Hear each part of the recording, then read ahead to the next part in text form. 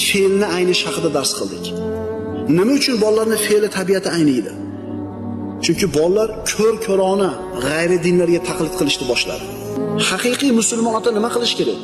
Bolasini tushunchalarini, bolasini qalbini, bolasini fikrini haqiqiy qahramonlar bilan, haqiqiy ibrat bo'ladigan odamlar bilan, kumirlar bilan to'ldirishligi kerak.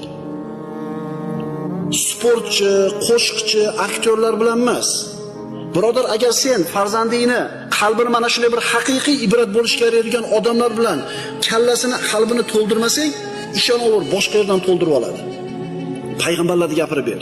Mana kim ibrat bizga. Sahobalarni gapirib ber, tobiinlarni gapirib ber. Bular bo'lgan odamlar, real odamlar.